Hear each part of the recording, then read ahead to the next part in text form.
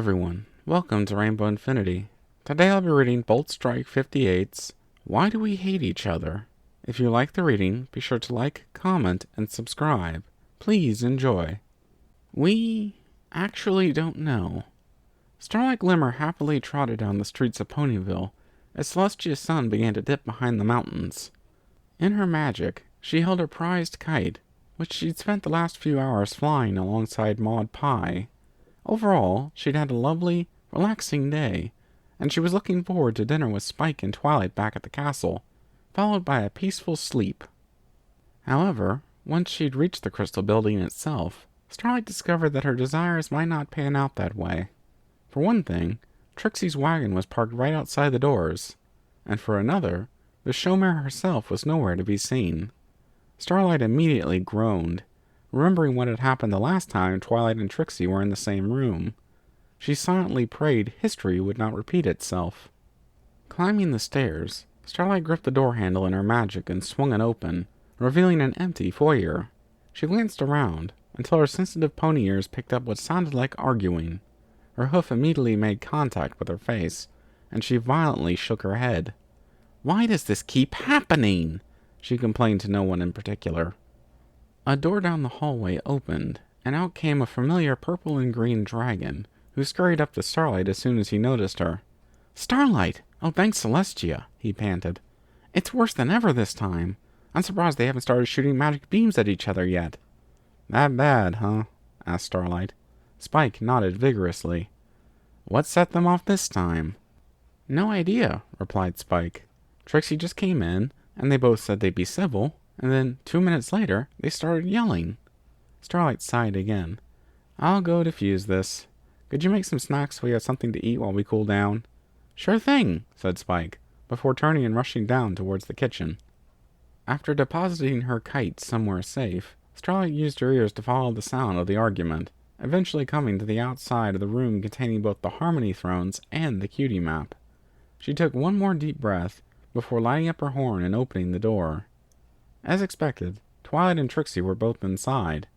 They had their muzzles pressed together so hard they were scrunched up, and their eyes were nearly touching each other. Both mares' horns sparked furiously with loose magic, and Twilight's wings were spread in an attempt to make her look bigger. From each of their mouths came a constant stream of enraged ranting, directed at each other. "You think you're so tough," Twilight snarled. "You're a second-rate magician with third-rate sleight-of-hoof tricks." "Oh yeah?" Trixie spat back.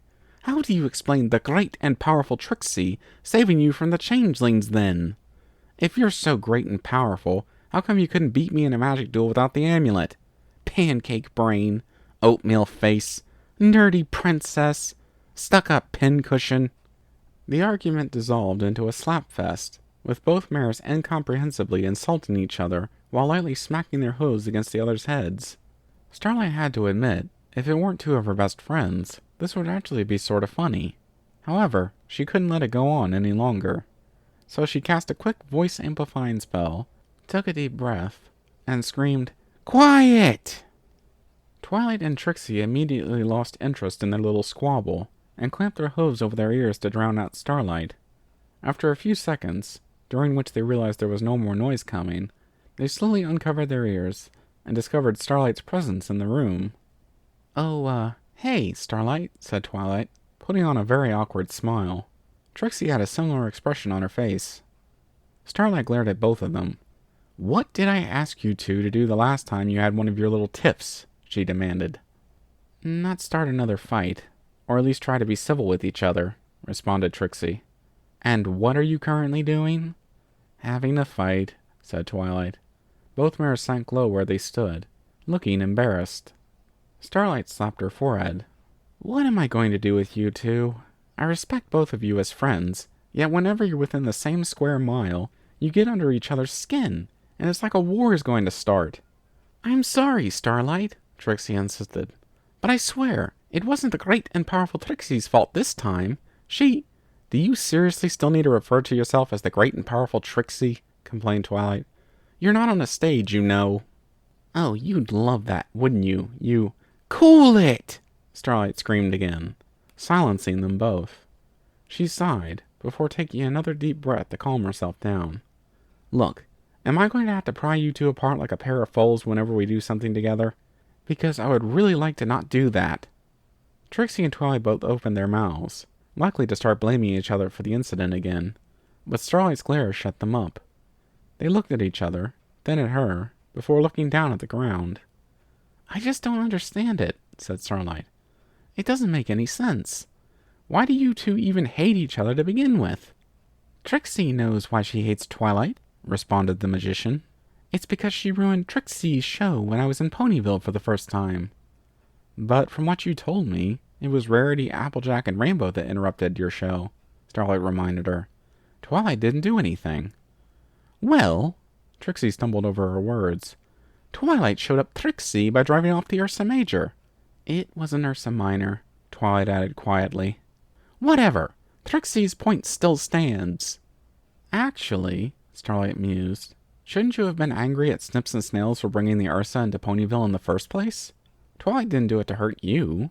What would you have had her do? Let it destroy the town so there weren't any witnesses? Trixie's eyes widened at the accusation. Well, when you put it that way... Twilight took over. I don't really hate Trixie. I just have trouble forgiving her after the whole Alicorn amulet disaster. She tried to banish me from town. You said that the amulet amplifies a pony's most negative traits, said Starlight. Trixie, didn't you say you originally bought the amulet to try and revitalize your magician career? And you only thought of going after Twilight after you put it on? Trixie nodded. So, Twilight, how can you blame Trixie for something she did when she wasn't in control? Twilight opened her mouth, but closed it again a few seconds later. Evidently, she couldn't come up with a response. The look on Trixie's face told everyone that she was having a similar crisis. Starlight stepped forward, placing a hoof on each mare's shoulders. Your entire rivalry is built on false premises. There's literally no reason you two should be at each other's throats all the time. So why are you? The next few seconds passed in silence, as every pony's brain attempted to process what Starlight had put out.